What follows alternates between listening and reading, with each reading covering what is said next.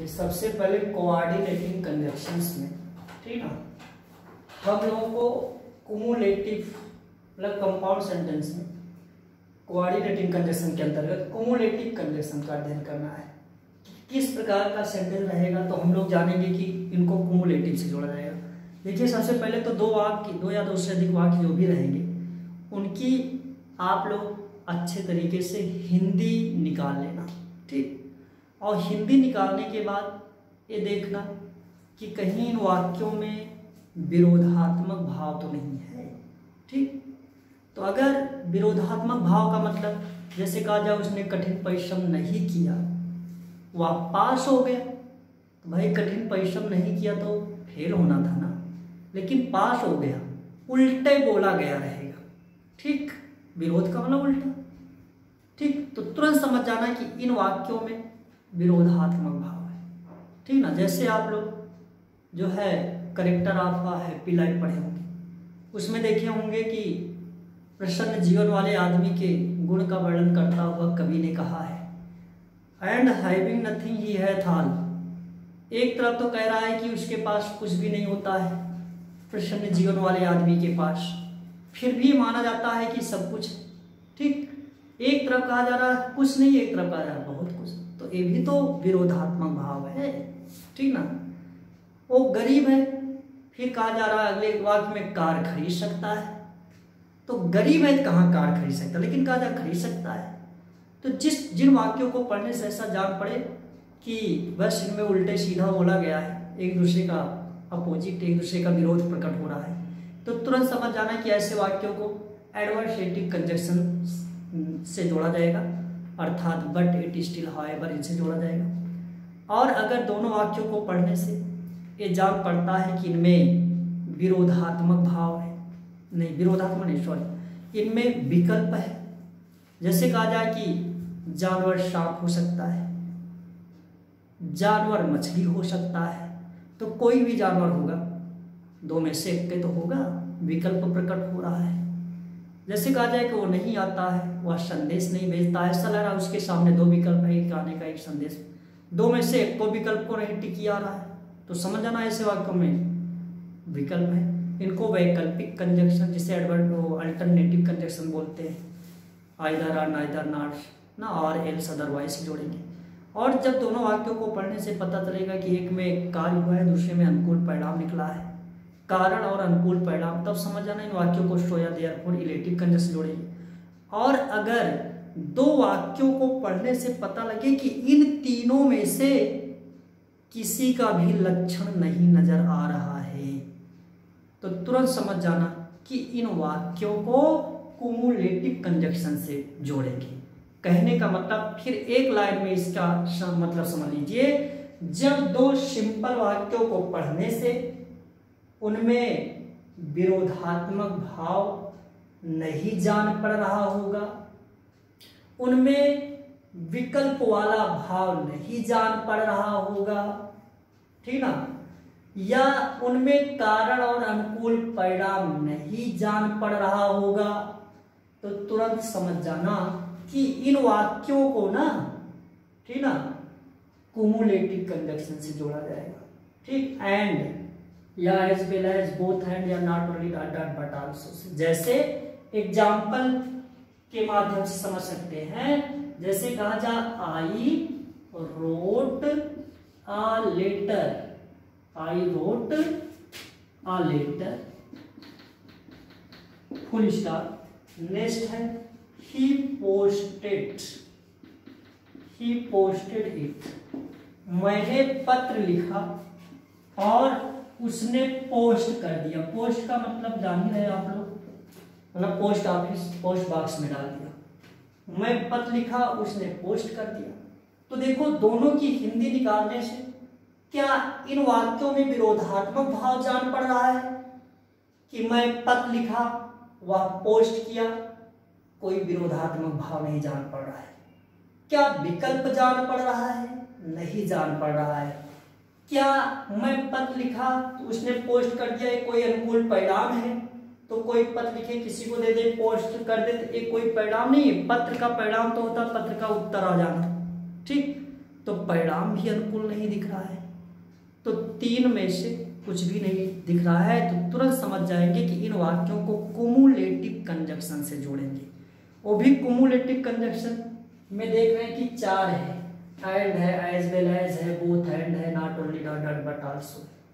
तो कुछ लोग सोच में पड़ेंगे कि कौन सा कंजक्शन यूज करेंगे। ठीक, तो देखो कहीं कहीं तो चारों में से चाहे जिसका यूज कर दो कंपाउंड बन जाता है, लेकिन कुछ वाक्य ऐसे होते हैं कि जहां पर एंड या एज वेल एज ही यूज होता है। ठीक, जैसे अगर दोनों वाक्यों को पढ़ने से पता लगे कि दोनों वाक्य में कोई मतलब या तो सब्जेक्ट अलग अलग है, या तो वर्ब अलग अलग है, या तो ऑब्जेक्ट अलग अलग है, या तो कॉम्प्लीमेंट अलग अलग है, तब तो आप इनमें से किसी भी कंजक्शन से जोड़ सकते हैं।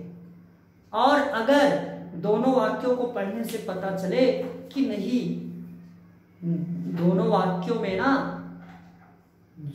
वाक्यों में सब्जेक्ट भी अलग अलग है, वर्ब भी अलग अलग है, या वर्ब भी अलग अलग है और ऑब्जेक्ट भी अलग अलग है, तब तुरंत समझ जाना है कि इन वाक्यों को या तो एंड से जोड़ेंगे या तो एज वेल एज से जोड़ेंगे। बोथ डॉट डॉट एंड या not only dot dot but also के चक्कर में नहीं पड़ेंगे। जैसे देखिए इन दोनों वाक्य में सब पहले सेंटेंस में सब्जेक्ट आई है, दूसरे में सब्जेक्ट ही है, पहले में वर्ब रोट है, दूसरे में वर्ब पोस्टेड है। तो देख रहे हैं कि सब्जेक्ट और वर्ब ये दोनों एक दूसरे से नहीं भिड़ रहे हैं, कॉमन नहीं है, तो तुरंत समझ जाना या तो इनको एंड से जोड़ो या तो एज वेल एज से जोड़ो। ठीक, एंड तो आई कैसे जोड़ा जाएगा, मैंने पत्र लिखा और उसने पोस्ट कर दिया, I wrote a letter and he posted it. नहीं लिखेंगे क्योंकि इट उसी लेटर को कहा गया, लेटर यहां पर लिख दिया गया है। मैं पत्र लिखा और उसने पोस्ट कर दिया। ठीक, आप देखो ये आप लोगों का कंपाउंड सेंटेंस बन गया।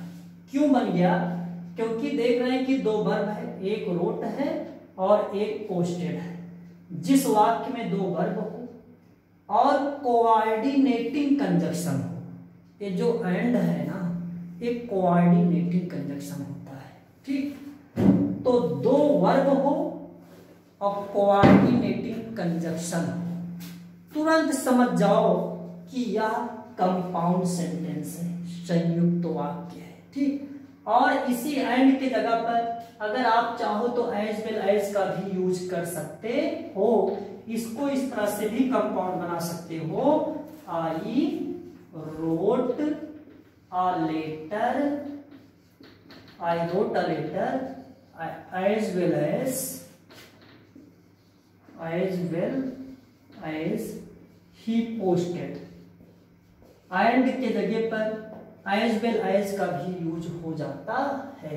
ठीक, बस थोड़ा सा ही अंतर है एंड और एज वेल एज में। ठीक, वो फर्क क्या है, कभी कभी सब्जेक्ट के जगह पर दो सब्जेक्ट अगर एंड से जुड़े रहते हैं तो पूरे सब्जेक्टों को बहुवचन मान लेते हैं, लेकिन अगर दो सब्जेक्ट एज वेल एज से जुड़े रहते हैं तो एज वेल एज के पहले जो सब्जेक्ट रहता है उसे देखा जाता है।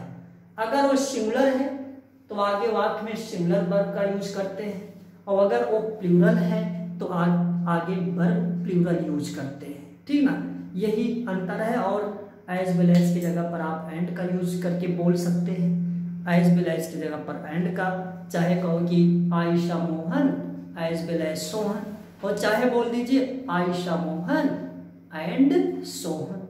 ठीक, समझ में बात ना। इसके बाद आप लोग सोच रहे हैं कोई ऐसा एग्जाम्पल दिया जाए कि कोई भी कंजक्शन लगाया जाए, जुड़ जाए। ठीक, तो उसके कोई भी कंजक्शन, इनमें से किसी भी कंजक्शन का यूज तो उन्हीं वाक्यों को जोड़ने के लिए किया जाएगा जिसमें केवल एक चीज अलग अलग हो। ठीक, और सब कॉमन हो, जैसे कर्ता या अलग अलग हुए, या क्रिया अलग अलग हुए, या कर्म अलग अलग हुए, या कॉम्प्लीमेंट अलग अलग हुए। ठीक, कोई एक अगर अलग अलग है तो चाहे उनको एंड से जोड़ो, चाहे एज वेल एज से जोड़ो, चाहे बोथ हैंड से जोड़ो, चाहे नॉट ओनली बट आल्सो जोड़ो। तो एक एग्जांपल इस तरह का भी हम देखते हैं, क्योंकि कभी कभी एग्जाम में आ जाता है। ठीक, जैसे सेंटेंस है मोहन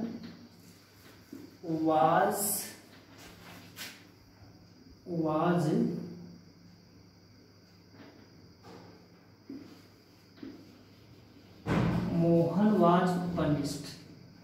ठीक, मोहन को दंडित किया गया।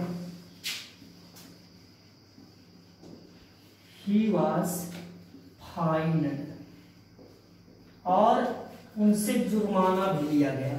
ठीक, पहला सेंटेंस है मोहन को दंडित किया गया और दूसरा है उनसे जुर्माना लिया गया। ठीक, he was fined। अब देखो कंपाउंड बनाना है। कंपाउंड मतलब संयुक्त वाक्य जोड़ करके बनाना है। ठीक, तो संयुक्त वाक्य में बनाने से पहले सोचना होगा कौन सा कंजक्शन यूज करें। कोऑर्डिनेटिंग कंजक्शन आता है, कोऑर्डिनेटिंग कंजक्शन 4 प्रकार का होता है, कौन सा लगेगा, तो हिंदी निकालना पड़ेगा। जैसे मोहन को दंडित किया गया, उससे जुर्माना लिया गया, तो इन दोनों वाक्यों में कोई विरोध तो जान नहीं पड़ रहा है, ना कोई विकल्प जान पड़ रहा है, ना अनुकूल परिणाम ही दिख रहा है, तो तुरंत समझ जाओ कि कुमुलेटिव कंजक्शन जुड़ेगा। अब कुमुलेटिव कंजक्शन 1 2 3 4 4 होते हैं कुमुलेटिव कंजक्शन। तो सोचो कि कौन सा कुमुलेटिव कंजक्शन लगा दे। तो देखो पहले दोनों वाक्यों को देख लीजिए किसमें अलग अलग क्या है। देख रहे हैं कि पहले वाक्य में मोहन है, इसी मोहन को यहाँ पर ही कहा गया, तो अर्थात सब्जेक्ट तो सेम है, और यहां पर वाज है और यहां पर भी वाज है ना। वर्ब हेल्पिंग वर्ब भी सेम है, मेन वर्ब पनिश्ड फाइंड, यही दोनों अलग अलग हैं, अर्थात वर्ब अलग अलग है। तो इसलिए तुरंत समझ जाना है कि इन वाक्यों को चाहे एंड से जोड़ दिया जाए, चाहे बोथ हैंड से जोड़ जाए, चाहे नॉट ओनली बट चारों में से किसी से भी जोड़ सकते हैं। ठीक, और एंड से जोड़ेंगे तो एंड लगेगा कहां पर, जो अलग अलग है। ठीक, उन्हीं के बीच में। जैसे दोनों वाक्य में अलग अलग क्या है, एक पनिश्ड और ये फाइंड, तो पनिश्ड और फाइंड के बीच में एंड लग जाएगा। एज वेल एज भी पनिश्ड और फाइंड के बीच में लग जाएगा। और बोथ डॉट डॉट एंड का अगर यूज करना है तो बोथ पहले वर्ब से पहले, बाद बीच में एंड अगला वर्ब। नॉट ओनली पहले, मतलब जिसको जो शब्द अलग अलग हैं उन्हीं के पहले पहले बोथ, और बाद में फिर and, both and not only but also. ठीक, तो कुल मिलाकर के इस प्रकार के सेंटेंस को हम किसी भी कुमुलेटिव कंजक्शन से जोड़ सकते हैं। अब देखो जोड़ते हैं, पहले सबसे पहले एंड से जोड़ा जाता है। Mohan was punished, Mohan was punished and. अब एंड के बाद अगले वाक्य में जो जो चीजें कॉमन है उनको नहीं लिखेंगे। जैसे ही मोहन को कहा गया, ही नहीं लिखने की जरूरत है। वाज, इसमें भी वाज है, वाज नहीं लिखेंगे, डायरेक्ट लिख लेंगे fined. Mohan was punished and fined, या इसको ऐसे भी जोड़ सकते हैं, Mohan was punished as well as fined. ठीक, या बोथ डॉट डॉट एंड से भी जोड़ सकते हैं, Mohan was both punished and fined, या not only dot dot but also say भी जोड़ सकते हैं, Mohan was not only punished but also find. अब देखिए हिंदी मीनिंग निकालिए। हिंदी मीनिंग ये बताएगा कि सब सही है। ठीक, चाहे कह दो मोहन को दंडित और किया गया और जुर्माना लिया गया, चाहे कह दो मोहन को दंडित किया गया उसी के साथ साथ जुर्माना भी लिया गया, और चाहे कह दो मोहन को दोनों दंडित भी किया गया और जुर्माना भी लिया गया, चाहे कह दो मोहन को केवल दंडित ही नहीं किया गया बल्कि जुर्माना भी लिया गया। ये सब आपके कोऑर्डिनेटिंग कंजक्शन है। इनमें से आप किसी कंजक्शन का भी यूज करके कंपाउंड बना सकते हैं। ठीक ना। अब इसी के बाद आता है आप लोगों का एडवर्सेटिव कंजक्शंस। ठीक, तो किस प्रकार के सेंटेंस होंगे तो हम लोग जानेंगे कि एडवर्सेटिव कंजक्शन से इन वाक्यों को जोड़ करके कंपाउंड बनाया जाएगा। देखिए आप लोगों को पता है एडवर्सेटिव का मतलब होता है विरोधात्मक संयोजन। जैसा कि हिंदी निकालने से ही स्पष्ट हो रहा है कि विरोधात्मक भाव वाले वाक्यों को जोड़ने के लिए इनका यूज होता होगा। ठीक, और एडवर्सेटिव कंजक्शन के अंतर्गत आप लोगों को पहले ही लिखा चुका हूं कि बट एडवर्सेटिव कंजक्शन के अंदर but at still however while whereas या नेवरदलेस आता है। ठीक, तो देखो जब एग्जाम्पल इसी तरह से रहेगा जैसे he worked hard, full stop. Next question he failed, और वाक्यों से कहा गया रहेगा कि कंपाउंड बना दीजिए इनको जोड़ करके। ठीक, तो हम लोग दोनों वाक्यों की दोनों सेंटेंसेस की हिंदी निकालेंगे। पहले की हिंदी है कि उसने कठिन परिश्रम किया और दूसरे का है वह फेल हो गया। तो आप लोगों को पता है लोग कहते भी हैं, जगह जगह पर लिखा हुआ भी मिलता है कि हार्ड वर्क इज की टू सक्सेस, कठिन परिश्रम सफलता की चाबी होती है। और कोई कठिन परिश्रम क्या फेल हो गया तो इसका मतलब विरोध हुआ किसी प्रकार का। ठीक, विरोधात्मक भाव है।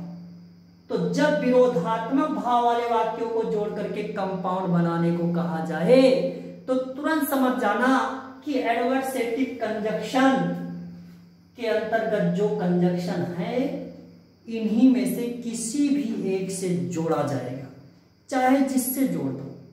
ठीक है, कोई बाउंडेस नहीं है कि जो है नहीं बटे से जुड़ेगा नहीं एटे से जुड़ेगा, इस प्रकार का कोई बाउंडेस नहीं है, चाहे जिससे जोड़ो। ठीक ना।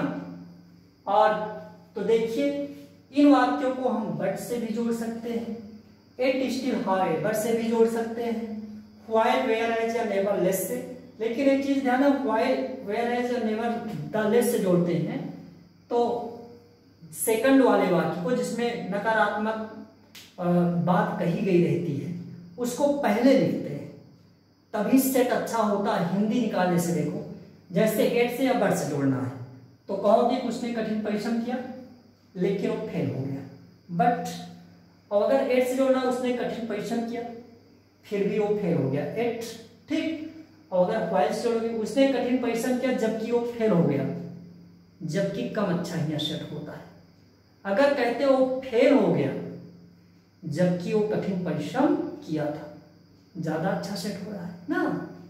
तो इस व्हाइल वेयरएज और नेवरलेस के लिए जिसमें नकारात्मक भाव वाला जो वाक्य उसको पहले लिख देना, अगले को बाद में लिख देना, तब व्हाइल वेयरएज या नेवरदलेस से जोड़ देना। और अगर ऐसे ही सीधे सीधे जोड़ना है तो किसी से भी जोड़ दो, या मान लीजिए नहीं समझ में आ रहा है कि किसको पहले लिखूं किसको बाद में, तो दोनों वाक्य में कुल मिलाकर के विरोध है। अगर सीधो सीधो व्हाइल से जोड़ोगे तब वो आपका सही हो जाएगा, उसने कठिन परिश्रम किया जबकि वो फेल हो गया। ठीक, कोनो बहुत गड़बड़ नहीं, समझ में आई बात ना। तो कुल मिलाकर के इस प्रकार का वाक्य अगर मिलता है तो आप लोग चाहे बट से जोड़ना चाहे एट से, देखिए है कई ना, लेकिन अपने अभ्यास में किसी एक को ला लो, बट एट को चुन लो, इसी बट एट से जोड़ दिया करो, जानते लेकिन सब रहो। नहीं कभी कभी वाक्य मान लो पहचानने को आ गया, इनमें से कोई कंजक्शन बीच में है, कहा गया बताओ कॉम्प्लेक्स है कंपाउंड है, तो इसको जानते रहोगे पहचान लोगे ना, नहीं पहचान पाओगे। इसलिए इसका कंपाउंड बनेगा ही वर्कड हार्ड, चाहे बट से जोड़ दो चाहे एट से। ठीक, बट ही फेल्ड, उसने कठिन परिश्रम किया फिर भी वो फेल हो गए। ठीक, और कहीं कहीं ही नहीं लिखा रहता, उसने कठिन परिश्रम किया लेकिन फेल हो गया, ही वर्क हार्ड बट फेल्ड। ठीक, तो वो भी सही है, ही लिखोगे तब भी करेक्ट है, ही नहीं लिखोगे तब भी करेक्ट है।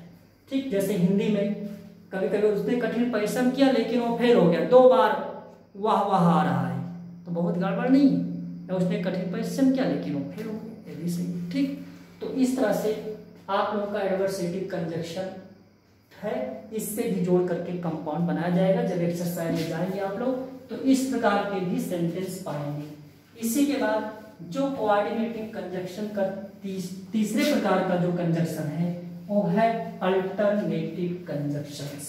ठीक, तीसरे प्रकार का conjunction alternative conjunction, either dot dot are, neither dot dot nor, are else या अदरवाइज होता है। ठीक, आइदर का मतलब ना तो, और नार का, आर का मतलब नहीं, आइदर का मतलब या तो, ठीक, और आर का मतलब होता है या, और नाइदर मीन्स ना तो, नॉर माने ना, आर का मतलब या और अन्यथा दोनों होता है, एल्स मीन्स अन्यथा होता है, अदरवाइज मीन्स अन्यथा होता है। ठीक, अब किस प्रकार के वाक्य रहेंगे तो अल्टरनेटिव कंजक्शन से जोड़ेंगे। ठीक है, देखिए अल्टरनेटिव कंजक्शंस में 3 भागों में बांटकर कंजक्शन का अध्ययन करेंगे। ठीक, आइदर आर आने के पीछे अलग रूप रहेगा, नाइदर नॉर आने के पीछे अलग रहेगा, आर एल्स अदरवाइज आने के पीछे अलग रहेगा। तो इसके बारे में जान लो। देखिए जब दोनों वाक्य देखने से, पढ़ने से सकारात्मक दिखेंगे, मतलब अफर्मेटिव दिखेंगे, लेकिन वाक्यों को पढ़ने से ऐसा जान पड़ेगा कि इनमें विकल्प प्रकट हो रहा है, तो तुरंत समझ जाना कि इन वाक्यों को आइदर डॉट डॉट आर से जोड़ा जाएगा। जैसे वाक्य रहता है, ठीक, द एनिमल में बी अ स्नेक, जानवर जो है सांप हो सकता है, और अगला रहेगा इट में बी अ फिश, एक सांप और मछली हो सकता है।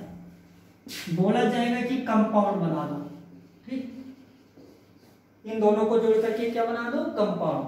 तो कहा गया कि एनिमल में बी अ स्नेक, कोई जानवर है। ठीक, और क्वेश्चन किया गया कि ये जानवर क्या है, विकल्प में दिया गया है कि एक में दिया गया कि सांप है, एक में दिया गया मछली। ठीक, तो भाई कोई भी जानवर होगा, दो में से एक का ही तो होगा, कि कोई संसार में जानवर बना है कि जो मछली और सांप दोनों हो, ऐसा नहीं, दो में से एक ही को टिक करना है, ऐसा भाव प्रकट हो रहा है तो टिकियाने वाला ऑप्शनल क्वेश्चन आता है, एग्जाम नहीं आता है, उसी प्रकार का भाव प्रकट हो रहा है। और दोनों वाक्य सकारात्मक हैं तो रूल होता है कि जब दोनों वाक्य सकारात्मक हो, उनमें विकल्प प्रकट हो, तुरंत समझ जाओ इन वाक्यों को आइदर डॉट डॉट आर से जोड़ेंगे। तब जोड़ेंगे, जोड़ते समय जो अलग अलग दोनों में है, जैसे दोनों वाक्यों को पढ़ने से पता चला फिश मतलब स्नैक और फिश, यही दोनों अलग अलग है, इन्हीं के ठीक पहले आइदर आर। ठीक, तो इसका कंपाउंड बनेगा द एनिमल में बी आइदर अ स्नैक, जानवर या तो एक सांप या अ फिश, या जो है एक मछली हो सकता है। ठीक, जानवर या तो सांप या मछली हो सकता है। तो इस तरह से हम देख रहे हैं, ठीक, कि यह वाक्य कंपाउंड बन गया क्योंकि कंजक्शन कौन सा है, आइदर आर। आइदर आर क्या होता है, कोऑर्डिनेटिंग कंजक्शन होता है। ठीक, और कभी कभी दोनों वाक्य नकारात्मक होंगे। ठीक, दोनों वाक्य नकारात्मक होंगे और वाक्यों को पढ़ने से ऐसा लगेगा कि इनमें विकल्प है, तो तुरंत समझ जाना कि इन वाक्यों को नाइदर डॉट डॉट नॉर से जोड़ करके कंपाउंड बनाएंगे। ठीक, जैसे सेंटेंस है, ठीक, कि ही डज नॉट कम, वह नहीं आता है। ठीक, डीओएस। आगे है he does not send a message, वो मैसेज नहीं भेजता है। दोनों वाक्य नकारात्मक है, इसमें भी डज नॉट, इसमें भी डज नॉट। ठीक, और देख रहा हूं कि वाक्य को पढ़ने से ऐसा लगा है कि वह नहीं आता, वह संदेश नहीं भेजता है। ठीक, ऐसा लग रहा है कि उसके सामने दो विकल्प है, एक तो आने का और दूसरा का संदेश भेजने का, और दो में से एक को नहीं टिक कर रहा है। ठीक, विकल्प है दो, लेकिन जब कभी कभी क्वेश्चन नहीं आता आदमी छोड़ देता, कहता नहीं तो माइनस मार्किंग हो जाएगी। ठीक, तो विकल्प तो है लेकिन दोनों वाक्य नकारात्मक है। तो जब दोनों वाक्य नकारात्मक हो लेकिन भाव जो है विकल्प वाला हो, तब ऐसे वाक्यों को नाइदर डॉट डॉट नॉर से जोड़ करके कंपाउंड बनाते हैं। और नाइदर नार ये दोनों नकारात्मक शब्द हैं, इसीलिए नाइदर नार का यूज करते समय इट डज नॉट और इट डज नॉट हट जाएगा। ठीक, इसी के ही जगह पर नाइदर नार का यूज कर देंगे तो इसका कंपाउंड बन जाएगा ही नाइदर कम्स, कम्स हो जाएगा। ठीक, क्योंकि सब्जेक्ट है बचा, तो वर्ब की फर्स्ट फॉर्म में ऐसे ये जुड़ जाएगा, प्रेजेंट इंडेफिनिट का अफर्मेटिव सेंटेंस, ही नाइदर कम्स, आगे है नॉर सेंड्स आ मैसेज। अब इसकी मीनिंग बन गई वह ना तो आता है ना कोई संदेशा भेजता है। ठीक, ये जो इन दोनों वाक्यों का भाव है इस एक वाक्य में समा गया। चाहे कह दो नहीं आता और संदेश नहीं भेजता, और चाहे कह दो कि वह नहीं ना तो आता है ना संदेश भेजता है। ठीक, और उसके बाद कैसे वाक्य होंगे तो आर एल्स अदरवाइज से जुड़ेंगे। तो देखिए दोनों वाक्यों को जब आप लोग पढ़ेंगे ना तो दोनों में से कोई एक वाक्य नकारात्मक होगा या नकारात्मक भाव वाला होगा। एक वाक्य, केवल सिर्फ एक वाक्य नकारात्मक एक सकारात्मक। अगर इस तरह का वाक्य मिला तो समझ जाना इन वाक्यों को या तो और से जोड़ देना है या तो एल्स से जोड़ देना है या तो अदरवाइज से जोड़ देना है। फिर से समझ लो इस बात को। देखिए अगर दो वाक्यों की हिंदी निकालो, दोनों को पढ़ने से पता चले कि दो में से कोई एक वाक्य नकारात्मक है या नकारात्मक भाव वाला है, तो तुरंत समझ जाना कि इन वाक्यों को और एल्स या अदरवाइज से जोड़ करके कंपाउंड बनाया जाएगा। ठीक ना, जैसे रहेगा पहला सेंटेंस है वर्क हार्ड और full stop you will fail, और ब्रैकेट में दिया गया कंपाउंड बनाओ, कंपाउंड। ठीक, अब देखिए फर्स्ट सेंटेंस में कहा गया कठिन परिश्रम करो, सकारात्मक है, सकारात्मक भाव वाला है।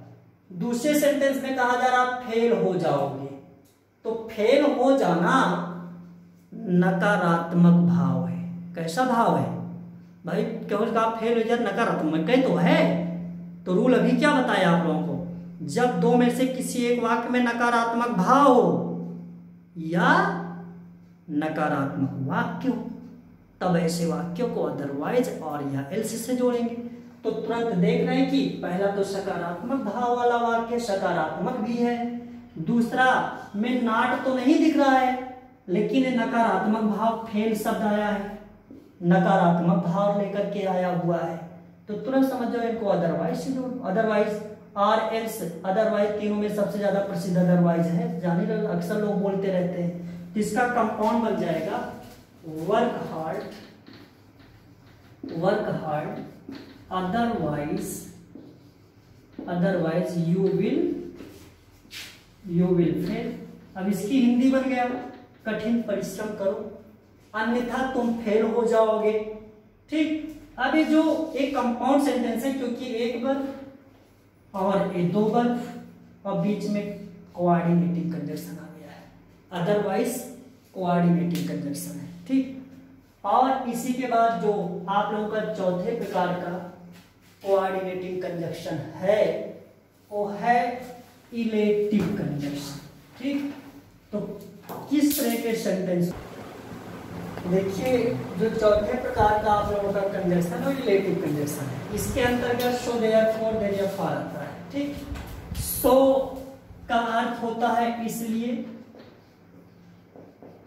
और देयरफॉर की मीनिंग होती है इसीलिए।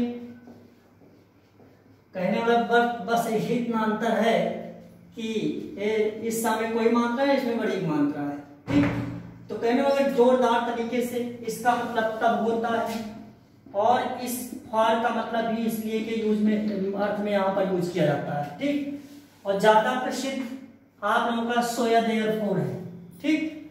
तो देखिए कैसे कैसे वाक्य रहेंगे तो हम लोग जानेंगे कि इलेक्टिव कंजक्शन से जुड़ेगा, ठीक ना।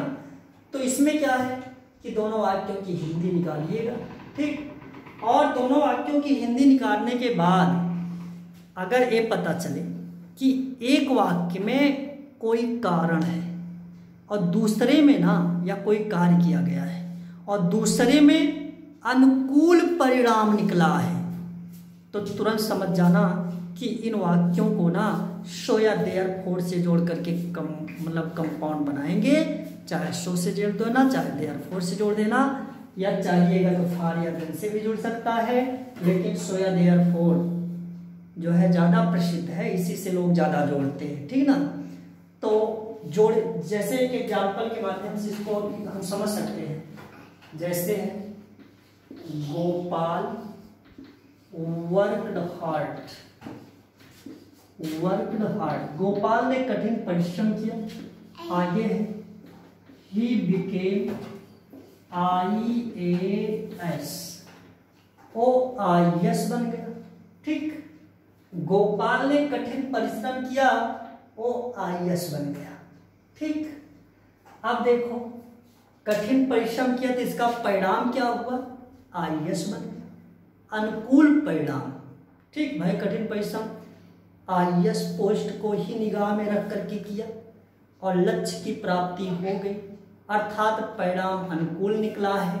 तो रूल होता है कि जब दो में से किसी एक वाक्य में अनुकूल परिणाम हो, ऐसे वाक्यों को सो या देयरफॉर से जोड़ करके कंपाउंड बनाते हैं।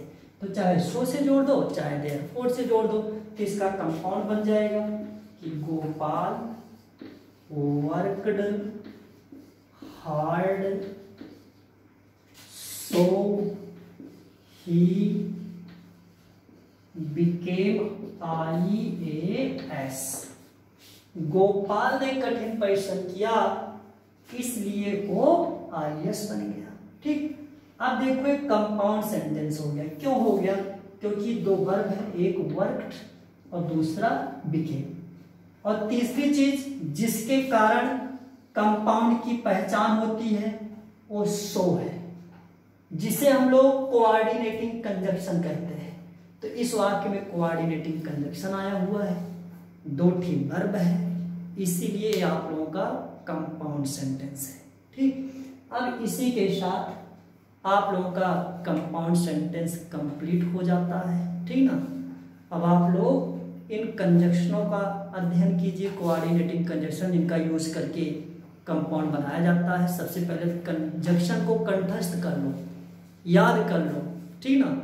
उसके बाद फिर हिंदी निकाल करके जोड़ो, कंपाउंड बनाना आ जाएगा, ठीक। अब इसी के बाद आप लोगों का सिंथेसिस यहीं से कंप्लीट होता है। अब जो इंटरमीडिएट के ग्रामर में तीसरा पार्ट आता है ट्रांसफॉर्मेशन, ठीक ना। अब इसी के बाद मैं ट्रांसफॉर्मेशन भी आप स्टार्ट करूँगा, ठीक ना। और अगर ये सब वीडियो सिंथेसिस वाला आप लोगों को अच्छा लगा हो तो आप लोग लाइक कीजिए, शेयर कीजिए और सब्सक्राइब कीजिए और कमेंट भी कीजिए, ठीक। ओके।